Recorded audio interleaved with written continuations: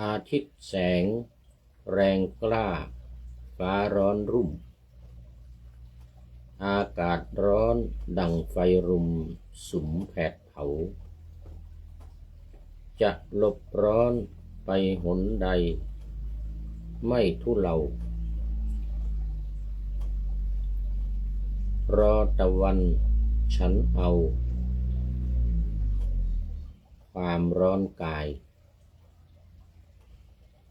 คลายร้อนกายแต่ก่อนไรไม่เคยร้อนจนสุดทนบางครั้งยังมีฝนได้อาศัยยิ่งนานปีโลกยิ่งร้อนดังเตาไฟเป็นโลกันมหันต์ภัยไม่บางเบาหากร้อนใจผสมสุมรุมเผาสวงยิ่งดูดซับทุกทั้งปวงโหมซึมเศร้าแม้มีธรรมช่วยดับไฟในใจเราพอบรรเทาเพลิงพิษในจิตขอถวายความนอบน้อมแด่พระรัตนตรัยมีพระพุทธเจ้าเป็นต้นขอถวายความเคารพพระมหาเถระพระเถรานุเถระเจ้าคณะพระสังฆาธิการทั่วโลกมีพระเดชพระคุณพระธรรมเสนาบดีเจ้าคณะภาค7วัดพระธาตุดอยสุเทพและพระครูธรรมธรสุริยันสันตจิตโตวัดพระธาตุดอยสุเทพและพระเดชพระคุณหลวงพ่อสุทธิสงึมรำจากจังหวัดบุรีรัมย์เป็นต้น วันนี้มีเป็นต้นเยอะหลายรูปก็ขออำนวยพรแด่ท่านผู้ฟังท่านผู้ชมสาธุชนพุทธบริษัททั้งหลายมีคุณโยมท็อปคันทพรหมเป็นต้นนี่มีเป็นต้นทุกรายการเลยทั้งพระรัตนตรัยก็มีพระพุทธเจ้าเป็นต้นพระมหาเถระนุเถระก็มีพระธรรมเสนาบดีพระครูธรรมธรสุริยันแล้วก็พระเดชพระคุณหลวงพ่อสุทธิสงึมรำเป็นต้นวันนี้รวยเป็นต้น แล้วก็ทางญาติโยมก็มีคุณโยมท็อปนี่คันทพรหมเป็นต้นอีกโอ้โหวันนี้เป็นต้นทั้ง3รายการเลยเป็นต้นทั้ง3รายการเลย เพราะว่าวันนี้บันทึกเสียงมาใกล้เวลาของรายการที่จะออกอากาศวันวัดฝายหินวันนี้วันเสาร์วันนี้วันเสาร์ก็ที่วัดฝายหินเวลาบ่าย2 โมงถึง3 โมงแต่ที่วัดพระธาตุดอยสุเทพนี่ก็มีของวันศุกร์เมื่อวานของวันพุธแล้วของวันอาทิตย์ที่ผ่านมามีเยอะวัดพระธาตุดอยสุเทพนี่มีเยอะทั้งวันพุธทั้งวันเสาร์เมื่อวานแล้วก็วันอาทิตย์ที่แล้วของที่ออก ที่ออกอากาศวัดฝายหินเนี่ยนะวันพุธวันเสาร์วันอาทิตย์ก็นำมาออกที่วัดพระธาตุดอยสุเทพเวลาบ่ายโมงถึงบ่ายสองวันศุกร์กับวันเสาร์ได้สบายเลยของใหม่วันนี้วันเสาร์นี้ก็วันพรุ่งนี้วันอาทิตย์ก็ไม่มีแล้วมีเฉพาะวันศุกร์กับวันเสาร์ เพราะฉะนั้นรายการ1 ชั่วโมงของนาวาวังทองเนี่ย อาทิตย์หนึ่งก็มันก็จะมี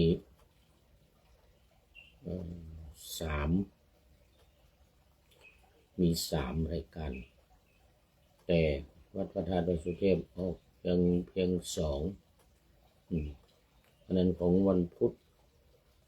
ก็จะเหลือมาออกวันเสาร์วันศุกร์ที่ผ่านมาเมื่อวาน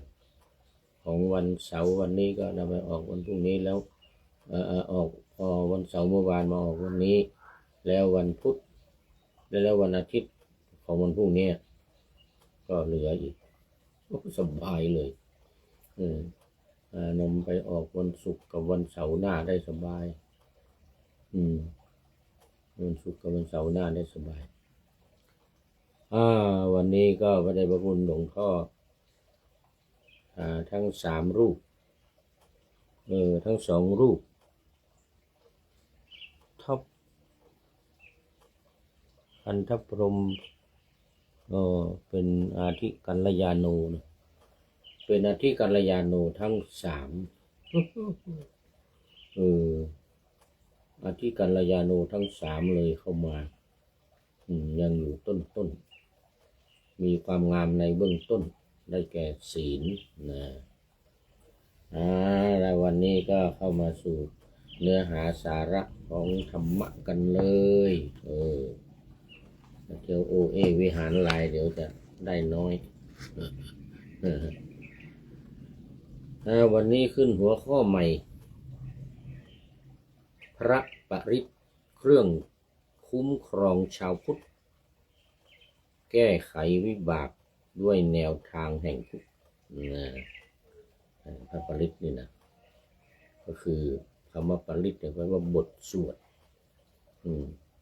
บทสวดสำหรับในรายการนาวาวังทองนี้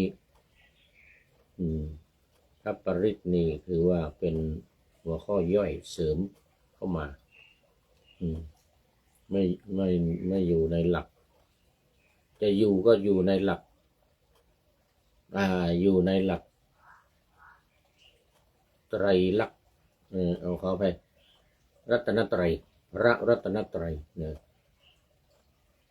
เรื่องของพระปริตรเนี่ยบทสวด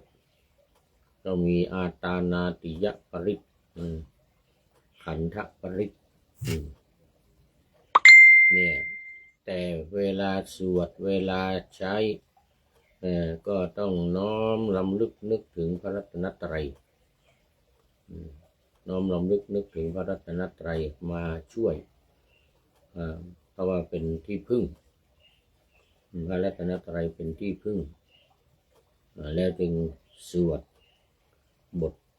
ปริตรไม่ว่าจะเป็นขันธปริตรอาตานาติยปริตรแล้วก็รัตนปริตรรัตนสูตรขันธสูตรอาตานาติยสูตร3 สูตรนี้เป็นการแก้ไขวิบากแล้วก็สำหรับใช้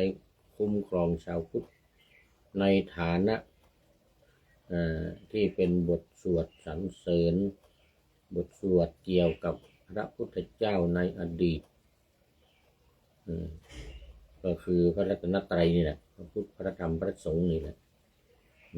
เวลาสวดก็ตั้งใจสวดแล้วก็บทสวดนี้ด้วยอำนาจพระรัตนตรัยพระพุทธพระธรรมพระสงฆ์ก็จะสามารถแก้ไขวิบากกรรมของชาวพุทธโดยเฉพาะ มันก็ไม่เน้นมากในเรื่องของการแก้ไขวิบาก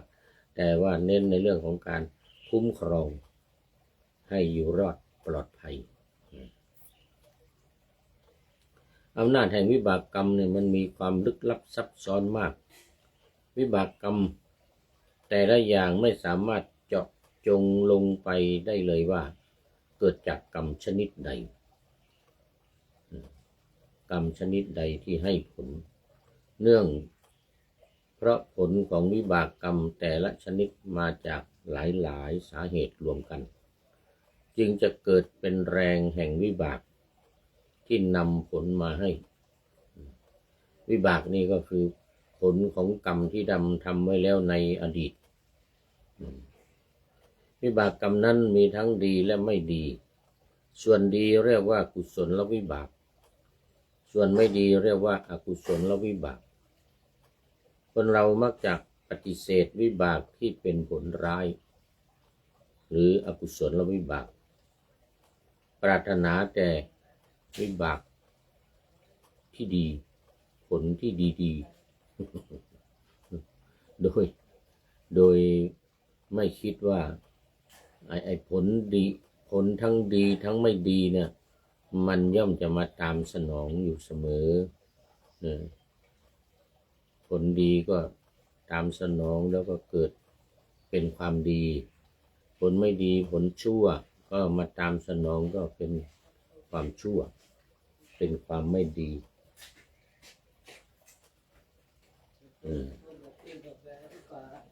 กุศลวิบากคนเรามักจะปฏิเสธปรารถนาวิบากแต่ถึงแม้จะปฏิเสธอย่างไรก็ตามก็ไม่มีใครหนีวิบากกรรมที่เป็นอกุศลพ้นไปได้เลยและวิบากกรรมที่เป็นกุศลก็ไม่มีใครหนีได้แล้วก็ไม่มีใครอยากหนีด้วยอยากจะได้เพราะมันส่งผลดีให้ไงในเรื่องมันเนี่ยในทางพระพุทธศาสนาได้กล่าวสอนมาโดยตลอดว่าทุกคนมีกรรมเป็นของตนมีกรรมเป็นผู้ให้ผลมีกรรมเป็นแดนเกิดมีกรรมเป็นเผ่าพันธุ์มีกรรมเป็นที่พึ่งอาศัยใครทำกรรมใดไว้เป็นบุญหรือบาปจะต้องเป็นผู้รับผลกรรมนั้นๆสืบไปอย่างแน่นอน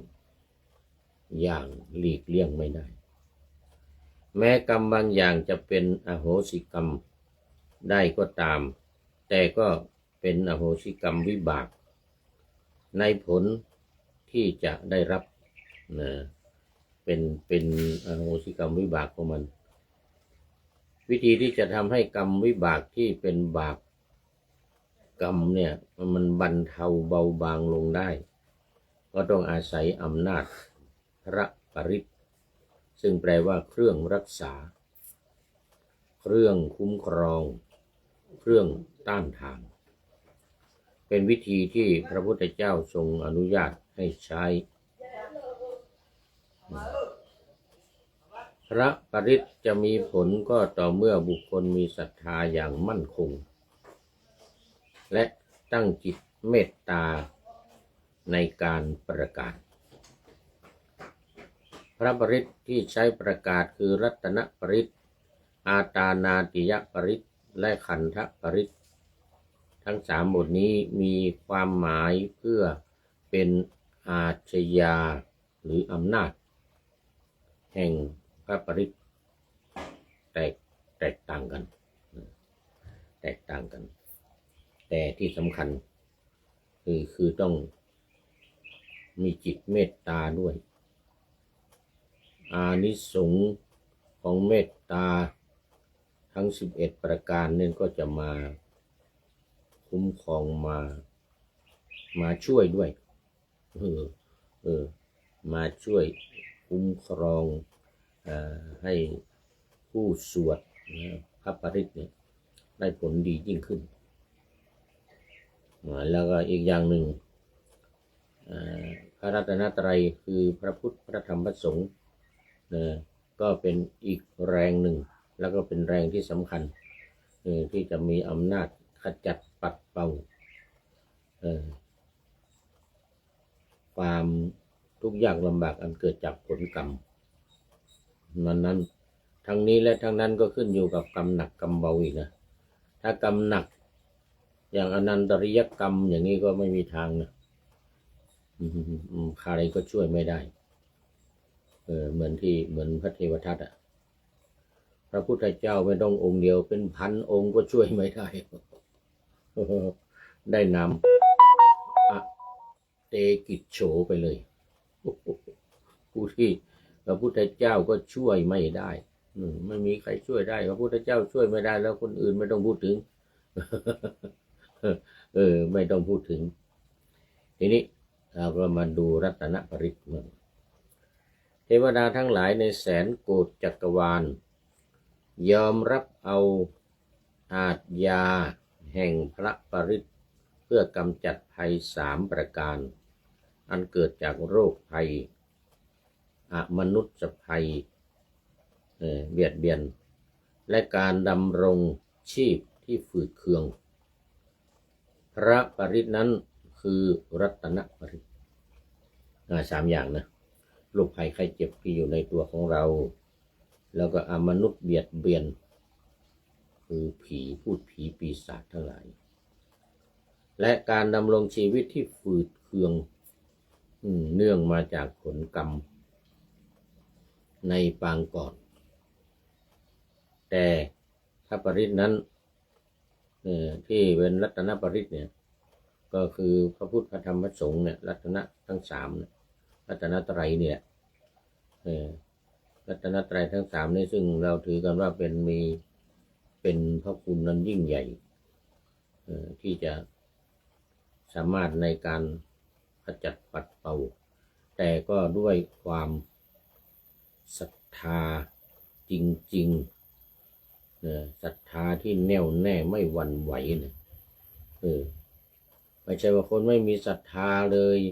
ในพระรัตนตรัยแล้วก็จะหวังพระรัตนตรัยให้ช่วยอย่างนี้ไม่ได้นะไม่ได้เลยทีนี้มาดูมูลเหตุของรัตนปริตกันหน่อยพระพุทธเจ้าได้ตรัสไว้ณกรุงเวสาลีที่เกิดอุปัฏฐวะทั้งหลายสิ่งเบียดเบียนความชั่วร้ายคือทุกพิกภัยความอดอยากอมนุษยภัยผีปีศาจก่อกวนและเกิดอหิวาตกโรคเบียดเบียนเกิดฝนแล้งข้าวกล้าตายทั้งแผ่นดินมีคนตายทุกวันเพราะอดอยากเมื่อมีคนตายมากขึ้นเรื่อยๆผีปีศาจได้กลิ่นศพมนุษย์ก็พากันเข้าเมืองเบียดเบียนมนุษย์ผีปีศาจจะก่อกวนมนุษย์ได้ก็ตอนที่มนุษย์อ่อนแอจากนั้นก็มีมนุษย์ตายมากขึ้นเรื่อยๆพระเจ้าฤชวีผู้เป็นกษัตริย์เมืองเวสาลีจึงได้ส่งคนไปนิมนต์พระพุทธเจ้าพระองค์ทรงรับนิมนต์แล้วก็พิจารณาว่าเมื่อพระองค์ตรัสรัตนสูตรในกรุงเวสาลีการอารักขาการคุ้มครองรักษาจะแผ่ไปตลอดแสนโกฏจักรวาลไม่ใช่ธรรมดารัตนสูตรนี่แหละพระพุทธเจ้าก็รับนิมนต์ในเรื่องนี้เป็นที่รู้กันมานานเรื่องเมืองไวสาลีเนี่ยที่เกิดทุพพิกภัยเกิดอมนุษยภัยเกิดอหิวาตกโรคเบียดเบียนฝนแรงข้าวกล้าตายเนี่ยนะแล้วก็มีคนตายเนี่ยนะแล้วก็มีคนตายนั้นกลายเป็นผีด้วยแล้วก็มีผีที่อยู่ข้างนอกเข้ามาสมทบอีกคนตายมากเท่าไหร่ผีก็มีมากเท่านั้นก็คือวิญญาณสัมภเวสีของคนที่ตายเนี่ยสมทบผีปีศาจที่มาจากข้างนอกที่ว่าได้กลิ่นศพกลิ่นศพของมนุษย์เนี่ยนะเข้ามาเนี่ยนะรวมทั้งผีจิตวิญญาณของคนที่ตายเนี่ยคนที่ตายด้วยโรคภัยไข้เจ็บต่างๆเหล่านี้ก็ ก็เป็นผีอยู่แถวนั้นน่ะสมทบกันกับผีที่เข้ามาจากข้างนอกมหาศาลเลยทีนี้เป็นดับเบิลผีเลยใครตายปุ๊บก็กลายเป็นผีแล้วไงนี่เรื่องของเรื่องมันนะดังนั้นเนี่ยเรื่องของกรุงเวสาลีเนี่ยที่นิมนต์พระพุทธเจ้าเนี่ยจากกรุงราชคฤห์นะสมัยนั้นพระพุทธเจ้าประทับอยู่ที่กรุงราชคฤห์มันเป็นก่อนฤดูฝนพอดีก็ประมาณเดือน4เดือน5อันนี้พอมาฤดูฝนเดือน7เดือน8นี่เดือน7เดือน8นี่ก็ลูกฝนขนาดหนักแต่ก่อนที่จะเสด็จไปนั้นก็มันพระเจ้าพิมพิสารและเจ้าฤทธิ์ชวีเนี่ยที่เตรียมในการเดินทางของพระพุทธเจ้าเนี่ยในกรุงราชคฤห์นี่ก็พระเจ้าพิมพิสารตอนนั้นนะเจ้าพิมพิสารยังไม่สวรรคต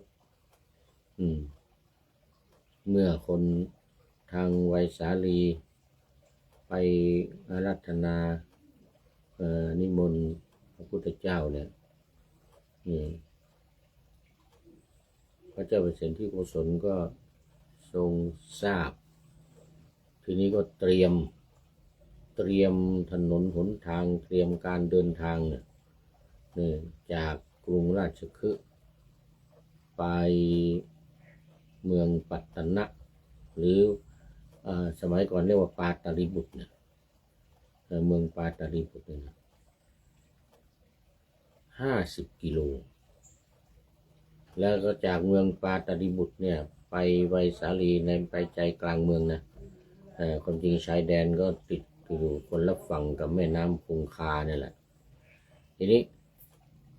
จากแม่น้ำคงคาจากเมืองปัตตนะเข้าไปอีก60 กิโล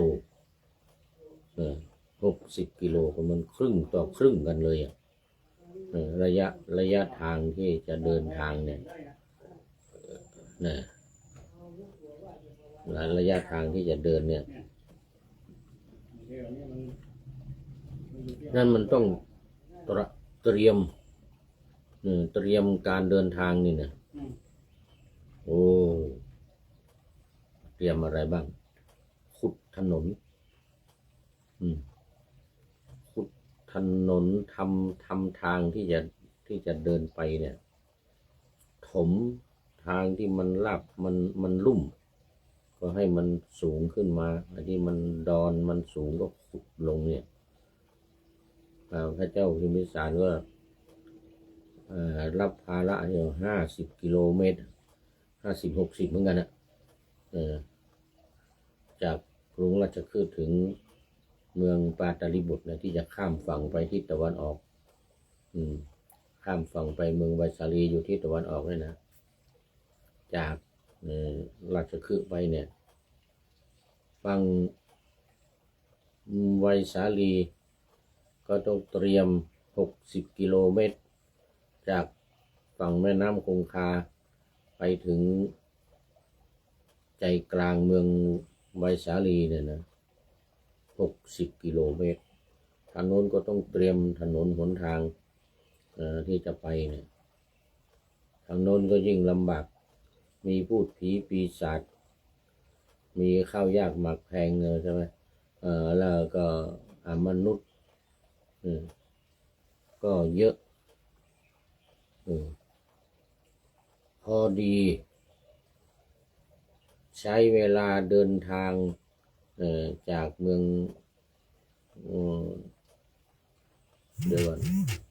ราชคฤห์ไปเนี่ยเป็นเวลาเกือบ2 เดือนใช้เวลาเกือบ2 เดือน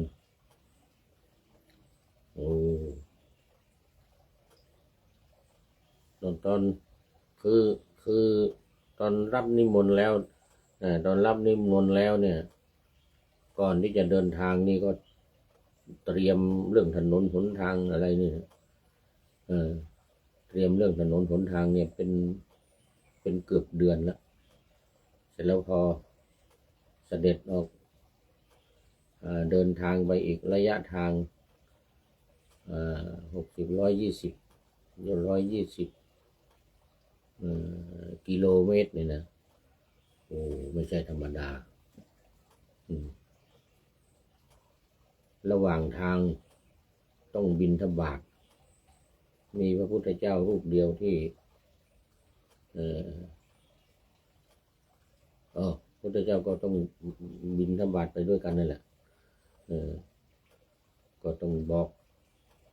แจ้งไปยังตามสองข้างทางที่จะเดินทางเนี่ยสองข้างทางที่จะเดินไปเนี่ยคนต้องทำบุญตักบาตรทุกวันตอนเช้าอันนั้นก็จะไปเร็วก็ไม่ได้พอไปถึงทีนี้ยังไม่ถึงเวสาลีถึงแค่เมืองปาตลิบุตรปัตตนปัจจุบันนี่นะฝนก็ตกขนาดหนักเลยเพราะมันเข้าหน้าฝนเลยนี่เขาจะเดือน7 เดือน 8เขาจะเดือน7 เดือน 8ทางภาคเหนือเรานี่ก็เดือน10นะเดือน10ของภาคเหนือนี่นะเข้าหน้าฝนเทลงมาขนาดนักเดินทางไปถึงที่ฝั่งแม่น้ำคงคาเมืองปาตลิบุตรฝนเทลงมาโอ้โหทั้งสองฝั่งเลยทั้งฝั่งเมืองมคธปาตลิบุตรนะฝั่งเมืองมคธตอนนั้นยังไม่เป็นเมืองหลวงอยู่ที่ราชคฤห์ปัจจุบันนี้ปาตลิบุตรเป็นเมืองหลวงของรัฐพิหารแทนราชคฤห์นะคนหนาแน่นปัจจุบันเนี่ยมาถึงฝนตกไม่ลืมหูลืมตาเลยน้ำหลากไหลพัดพาเอาซากศพในเมืองเวสาลีลงแม่น้ำคงคาหมด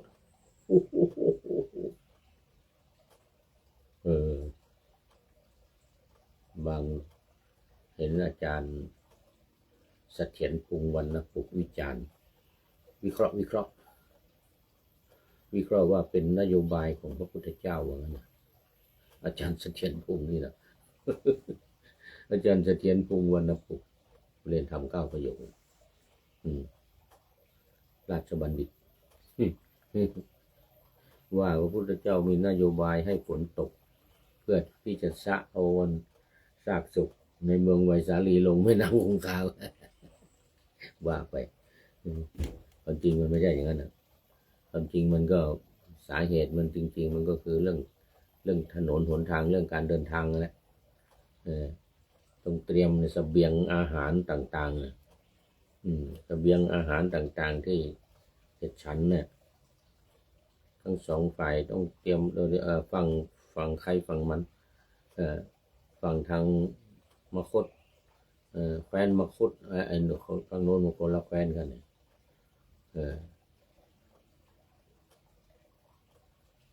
ไวสาลีทางโน้นนะเวสาลี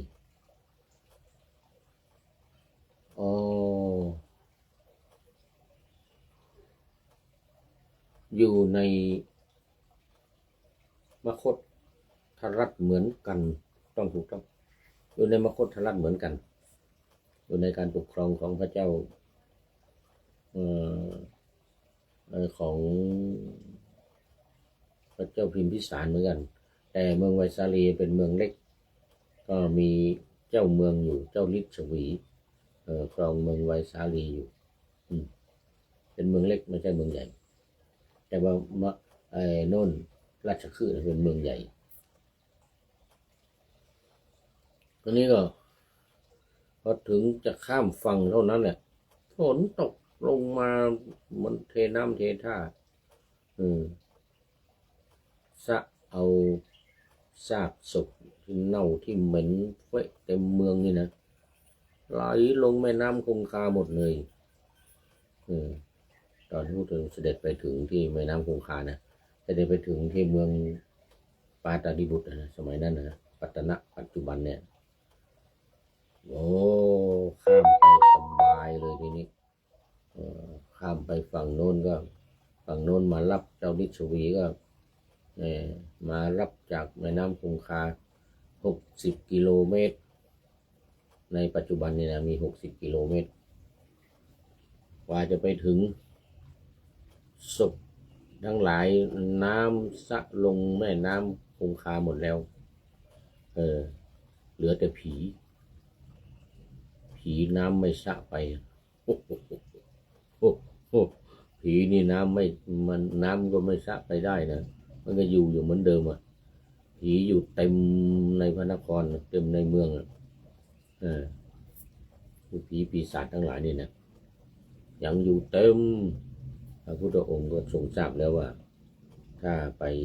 สวดรัตนสูตรเนี่ยโอ้ผีทั้งหลายก็จะวิ่งหนีกันหัวล่างข้างแตกเทวดา10,000 จักรวาลไม่ใช่หมื่นจักรวาลแต่ละแสนโกฏนะแสนโกฏก็คือหมื่นโกฏนะจักรวาลเนี่ยนะจะมาฟังบทสวดรัตนสูตรเนี่ยนะบทสวดรัตนสูตรว่างั้นนะในขณะที่พระผู้มีพระภาคเจ้าประทับยืนใกล้ประตูพระนครทรงเรียกพระอานนท์ที่มาส่งพระองค์ว่าดูก่อนอานนท์เธอจงจดจำรัตนสูตรนี้คือเครื่องปรีกรรมว่างั้นนะคือการให้ส่วนบุญไอ้รัตนสูตรเนี่ยเที่ยวเดินไประหว่างกำแพง3 ชั้นแห่งกรุงเวสาลีกับเราเจ้าฤทธิ์ชวีราชกุมารแล้วกระทำพระปริตเถิดพระอานนท์ก็จำท่องรัตนสูตรยานีทัพปูตานิสัมมาคตานิกุมานิวายานิวะอันตริเขระเปวะปูตาเป็นต้นเนี่ยนะยาววัดพระธาตุดอยสุเทพเรานี่สวดทุกวันยกเว้นวันพระใหญ่วันพระใหญ่นั้นไม่สวดรัตนสูตรนี่ไม่สวดแต่เพราะว่าจะต้องสวดธรรมจักรกับพระรัตนสูตร14 ค่ำ15 ค่ำนะแรม14 ค่ำแล้วขึ้น15 ค่ำนี่หรือบางทีเดือนแรม15 ค่ำก็มีก็สวดธรรมจักรอย่างเดียวรัตนสูตรนี่ไม่สวดแต่วันอื่นๆนอกจากวันพระใหญ่วันพระน้อยก็ตามก็จะสวดรัตนสูตรนี่ยังกินจิวิตังอิทธวาหุลังวาสเกสุวายังรัตนังปณิตังนี่นะอีกสะอื้นนี่แหละคงมาจะมีใครมาพูดถึงนี่แล้วนี่เล่าขวัญนี่แล้วนี่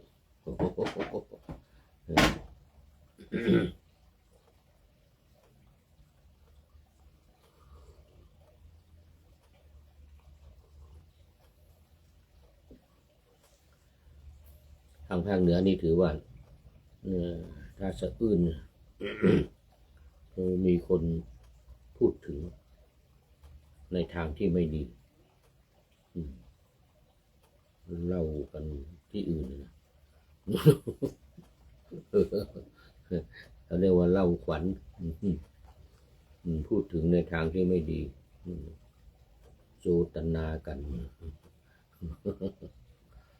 นี่นะคราวนี้พระอานนท์ก็รับบาตรของพระพุทธเจ้านี่นะรับบาตรของพระพุทธเจ้าเนี่ยตักน้ เดินประพรมไปทั่วพระนครแล้วก็สวดปริตไปด้วยยานีทัพภูตานิสมาคตานิภูมานิโดยเฉพาะ3 บทสุดท้ายนะ3 บทสุดท้ายนะตถาคตังเทวมนุสสปุชิตัง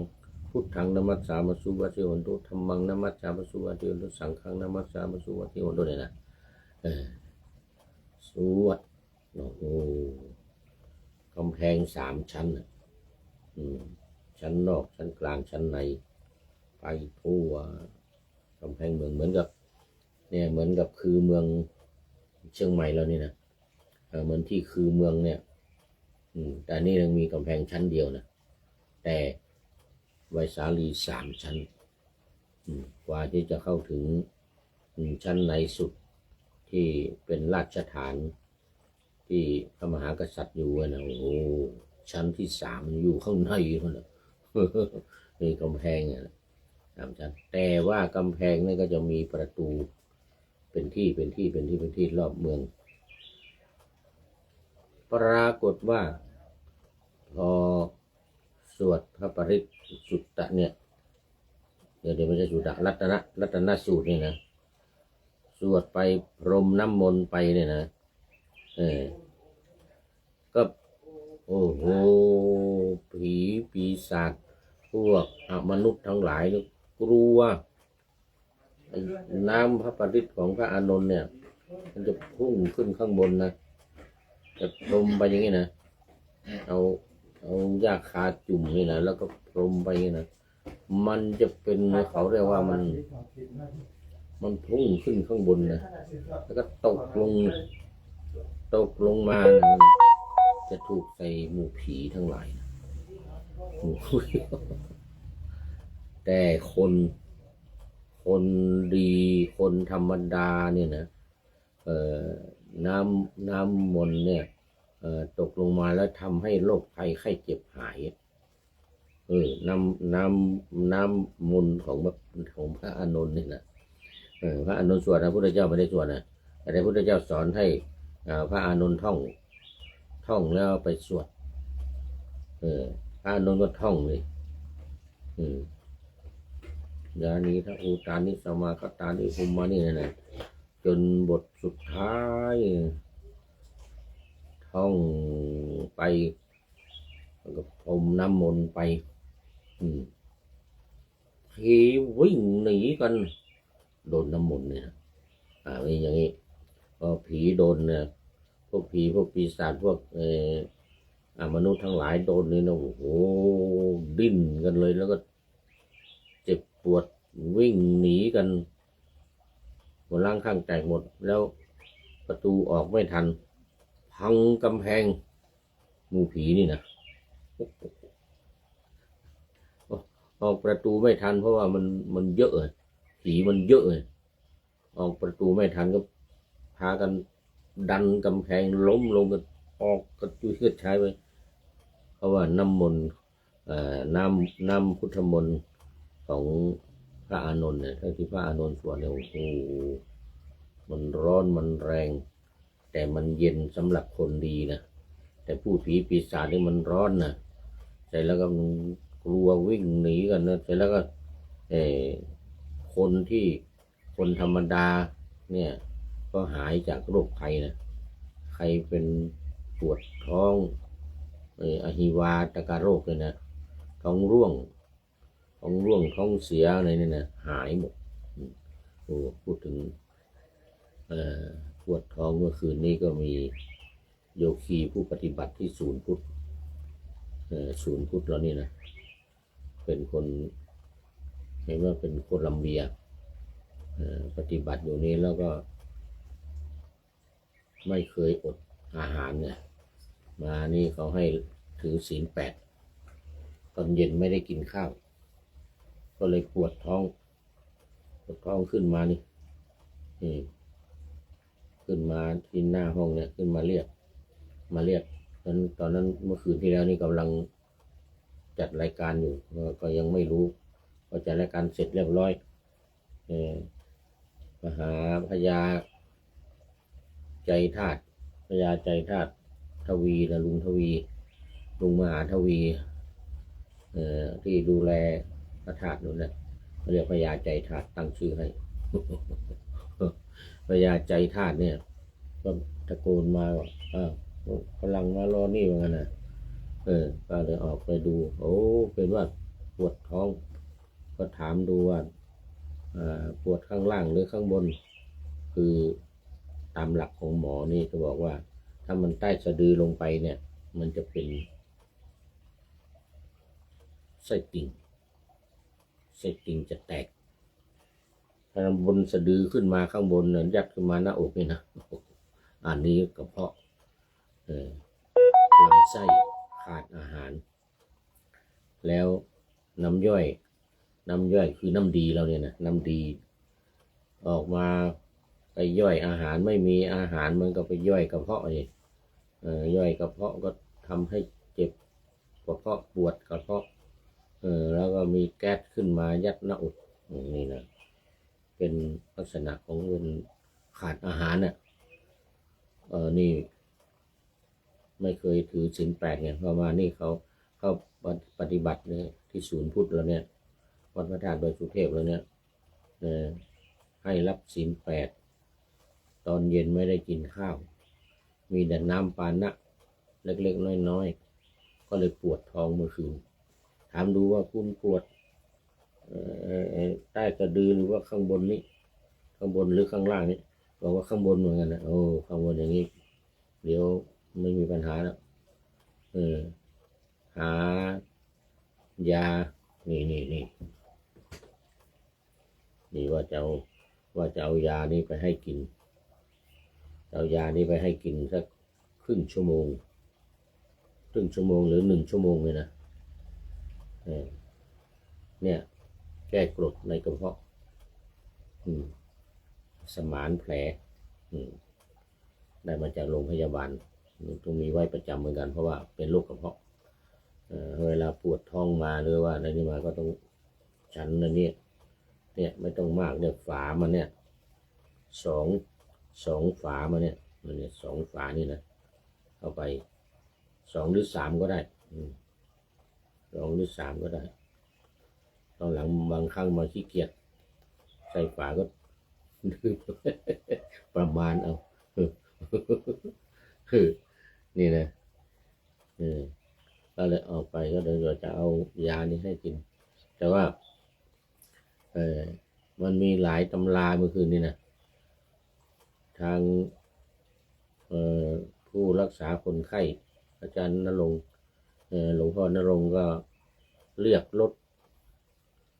ให้มารับไปโรงพยาบาลเขาไม่เชื่อสูตรของเรา ที่ไหนได้ไปโรงพยาบาลจะมีอะไร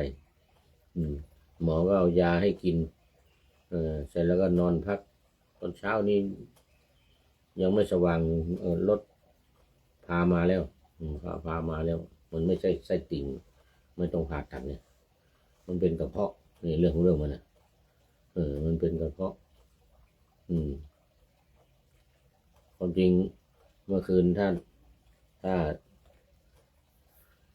ฉันดื่มยาของโรงพยาบาลเนี่ย2 ฝานี่นะ2 ฝานี่อีกสัก30 นาทีหรือ1 ชั่วโมงก็ทานอาหารอ่อนๆเข้าไปเช่นโจ๊กหรือผลไม้คั้น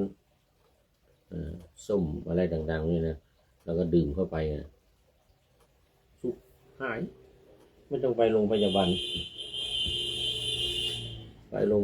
บอกว่าให้ยากินให้อาหารเมื่อคืนที่โรงพยาบาลไอ้ยาอันนี้แหละ ยาอันนี้แหละพอทานยานี่เข้าไปสัก2 ชั่วโมง1 ชั่วโมงครึ่งชั่วโมงขึ้นไปนะประมาณ1 ชั่วโมงเนี่ยก็อาหารอ่อนๆให้ทานก็จบนี่ยังไม่สว่างเลยรถพามาที่นี่เลยนี่มูคีลานุปถากพระคีลานุปถากของวัดนี่นะ ดูแลคนไข้ดูแลผู้ป่วยดูแลผู้เฒ่าผู้แก่พระเถระมันตั้งอยู่ที่หน้าวัดตั้งปฐมพยาบาลอยู่ที่นั่นใครปวดท้องเจ็บท้องใครเป็นลมอะไรต่างๆอยู่มาดูแลกันที่นั่นแล้วเขาก็มีรถลิมูซีนพาไปโรงพยาบาลเขาเคยทำกันอย่างนั้นตุลุงนรงค์ใครเป็นอะไรมาก็พาไปโรงพยาบาลไม่รู้สูตรคือสูตรนี่เป็นสูตรของอนาถบิณฑิกะเศรษฐีไงเขาบอกให้ฟังแล้วนะเมื่อคืนก็บอกให้ฟังว่าอนาถบิณฑิกะเศรษฐีเนี่ยวันพระเนี่ยทุกวันพระไม่ว่าจะ8 ค่ำ15 ค่ำ14 ค่ำ15 ค่ำคนทุกคนพนักงานทุกคนทั้งลูกทั้งเมียทั้งเด็กขนาดเด็กที่ยังดื่มนมอยู่นี่ก็ให้ถือศีล8บ้านของอนาถบิณฑิกะเศรษฐีนะแต่เศรษฐีจะเตรียมอาหารไว้4 ชนิดคืออาหารที่เป็นน้ำของเหลวเลยเนี่ยนะผลไม้ส้มคั้นอะไรต่างๆเนี่ยนะแล้วก็2ที่หนักขึ้นมาก็เป็นผลไม้คั้นนี่เหมือนกันแต่ว่ามีเหยื่อแล้วก็มีเหยื่อทานเข้าไปแล้วก็ประเภทที่3อาหารประเภทที่3นี่ก็เป็นพวกข้าวต้มเป็นข้าวต้มแล้วก็เป็นอาหารอะไรอ่อนๆเนี่ยนะประเภทที่4ก็อาหารจริงเลย4อย่างถ้าไม่อยู่นะถ้าไม่อยู่นะโดยเฉพาะเด็กๆนี่ก็จะเอาอาหารอ่อนๆให้ก่อนนมให้ดื่มเด็กๆนะให้ดื่มนมแล้วก็ให้อาหารอ่อนๆก็อยู่ถ้าคนใหญ่ขึ้นมาเนี่ยถ้าพวกนมนี่ไม่อยู่อาหารอันนี้ไม่อยู่ก็เอาอาหารหนักให้หน่อยข้าวต้มข้าวต้มโจ๊กให้กินนะเสร็จแล้วก็ถ้าหนักจริงๆไม่ไหวไม่อยู่ก็อาหารจริงเลยโภชนาอาหารเลย มีอยู่สี่ระดับอาหารมี4 ระดับที่อนาถบิณฑิกะเศรษฐีเตรียมไว้ให้คนในบ้านก็เป็นพันมั้งต้องถือศีล8หมดบ้านอนาถบิณฑิกะเศรษฐีนี่นะน่าจะเป็นพันนะคนงานนะทั้งคนงานทั้งญาติพี่น้องอะไรต่างๆลูกหลานของอนาถบิณฑิกะเศรษฐีต้องถือศีล8หมดพระพุทธองค์ทรงอนุญาตแล้วไงเพราะว่าถ้าอาพาธปวดท้องขึ้นมาหิวข้าวเกิดจากความหิวนี่แหละเมื่อคืนนี่ก็เหมือนกันโยคีผู้ปฏิบัติเนี่ยเป็นผู้หญิงคนโคลัมเบียแล้วปวดท้องข้างบนเนี่ยไปโรงพยาบาลจะมีอะไร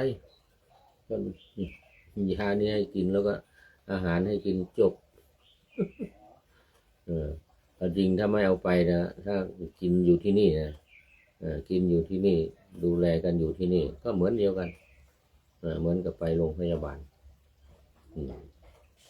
พูดเรื่องอะไรนี่โอ้โหคุณรัตนสูตรพวกผีปีศาจนี่ก็นี่วิ่งหนีกันหัวล้างข้างแตกพังกำแพงหนีก็เรียบร้อยโอ้เขาเรียกว่าเป็นเสิร์ชแก้วเลยนะไอ้น้ำมนต์ของพระอานนท์สวดบทรัตนสูตรนี่แหละเรื่องนี้เป็นมูลเหตุของการทำน้ำมนต์พระอานนท์ทำเป็นครั้งแรกซึ่งพระพุทธเจ้ายังไม่ได้บัญญัติห้ามนะต่อมาภายหลังพระพุทธเจ้าได้ทรงบัญญัติห้ามไว้ในมหาศีลข้อที่7อันมีข้อความว่าภิกษุเว้นขาดจากการเลี้ยงชีพโดยทางผิดด้วยดิลัชฌานวิชชาเช่นอย่างที่สมณพราหมณ์ผู้เจริญทางบางจำพวกฉันโภชนะที่เขาให้ด้วยศรัทธา แล้วยังเลี้ยงชีพโดยทางผิดด้วยดิลฉานวิชชาเห็นปานนี้คือทำพิธีบนบานทำพิธีแก้บนร่ายมนต์ขับผีสอนมนต์ป้องกันบ้านเรือนทำกระเทยให้กลับเป็นชายทำชายให้เป็นกระเทยทำพิธีปลูกเรือนทำพิธีบวงสรวงพื้นที่พ่นน้ำมนต์รดน้ำมนต์ทำพิธีบูชาไฟเป็นต้นแบบพราหมณ์ทั้งหลายทำเลยนะแม้ข้อนี้ก็เป็นศีลประการหนึ่งนี่พระสุตตันตปิฎกทีฆนิกายศีลวรรคเล่มที่หนึ่งหน้าที่318นะในพระสูตรเล่มที่หนึ่งศีลวรรคนะในทีฆนิกายศีลวรรคเล่มที่หนึ่งหน้า318บอกไว้ชัดเจนในเรื่องของศีลเขาเรียกว่ามหาศีลมหาศีลข้อที่7นะมหาศีลนี่คือเว้นขาดเลยจากการทำพวกนี้ทำพิธีบนบานศาลเก่าทำพิธีแก้บนร่ายมนต์ขับผีสอนบทป้องกันบ้านเรือนเนี่ยทำกระเทยให้เป็นผู้ชายทำผู้ชายให้เป็นกระเทยโอ้มีพิธีกรรมของพราหมณ์มีอย่างนี้ด้วยพวกพราหมณ์ทั้งหลายนี่นะทำผู้ชายให้เป็นกระเทยโอ้ยหนอมูนี่เนี่ยทำพิธีปลูกเรือนพิธีบวงสรวงพื้นที่พ่นน้ำมนต์ลดน้ำมนต์พ่นน้ำหมากว่าเอาแล้วลดน้ำมนต์พ่นน้ำหมากทำพิธีบูชาไฟอย่างนี้นะนี่ข้อนี้ก็เป็นศีลเป็นมหาศีลข้อที่7มหาศีลข้อที่7เว้นขาดจากสิ่งการทำพวกนี้อันนี้เป็นอยู่ในมหาศีลนะให้เว้นเอาเองต้องไปดูในศีลวรรคเล่มที่1หน้าที่318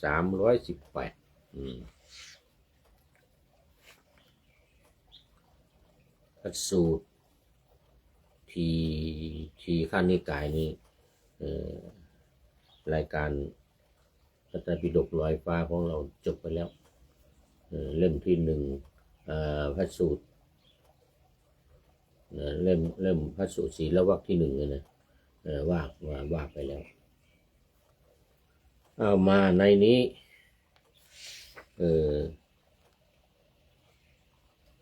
พอพระอานนท์เถระ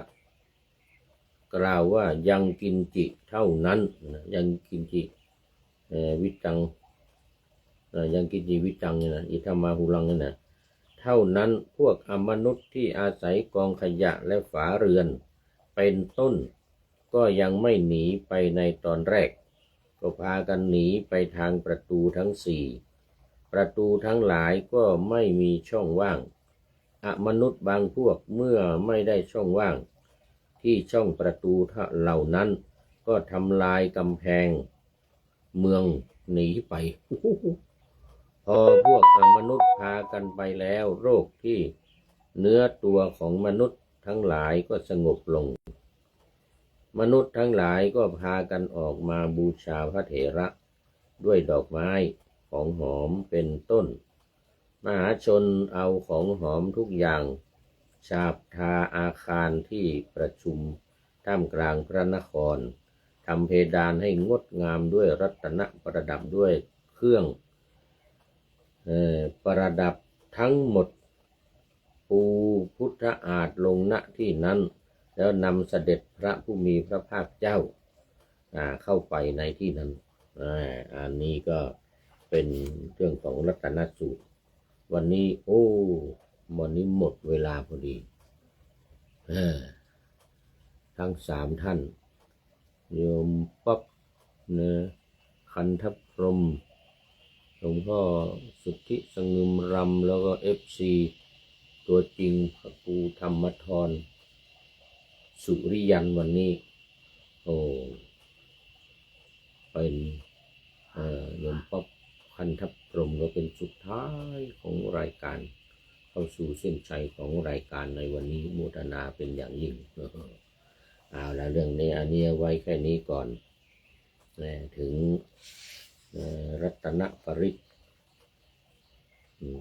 เดี๋ยววันต่อไปจะเป็นอาตานาติยปริตแล้วก็ขันธปริตมีปริตอยู่3 อย่างวันนี้รายการหมดพอดีก็มาดูข้อคิดท้ายรายการวันนี้ได้จากผู้ใดเนาะแลโอ้ผู้ใช้นามปากกาว่าคุณพิสิทธิ์ศิวิไลโอ้พิสิทธิ์ศิวิไลในรายการนี้ออกวันพรุ่งนี้วันอาทิตย์นะก็เลยแต่ที่วัดฝายหินออกวันนี้วันเสาร์วัดพระธาตุดอยสุเทพเนี่ยมันออกวันพรุ่งนี้วันอาทิตย์อาทิตย์แสงแรงกล้าฟ้าร้อนรุ่มอากาศร้อนดังไฟรุมสุมแผดเผาจะหลบร้อนไปหนใดไม่ทุเลารอตะวันฉันเอาคลายร้อนกายแต่ก่อนไรไม่เคยร้อนจนสุดทนบางครั้งยังมีฝนได้อาศัยยิ่งนานปีโลกยิ่งร้อนดังเตาไฟเป็นโลกันมหันต์ภัยไม่บางเบา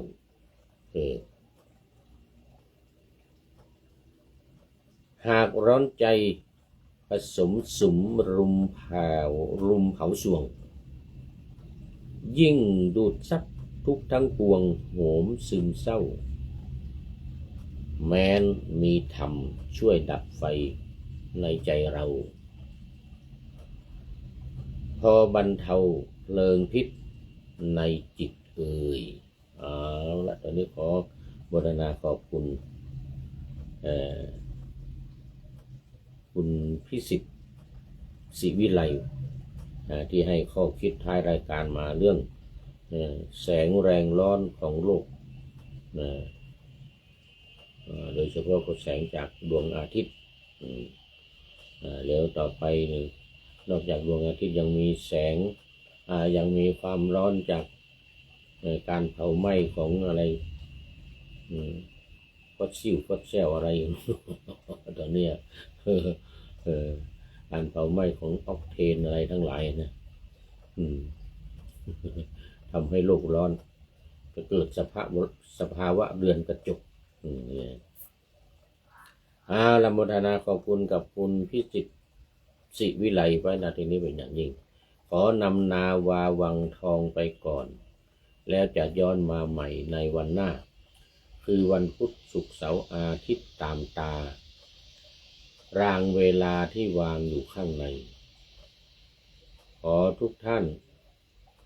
เป็นธรรมะจากพระราชวังเป็นนาวาโด่งดังสว่างไสวเป็นทองคำล้ำค่ากว่าสิ่งใด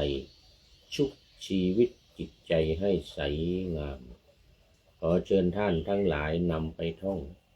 ตามคุณของพระรัตน3พุทโธเมนาโถธัมโมตามสังโฆเมนาโถยามภาวนาว่าบ่อยๆซ้ำๆจำในจิตจนมันติดในใจไม่หายหน้านอนนั่งยืนเดินจำทุกเวลา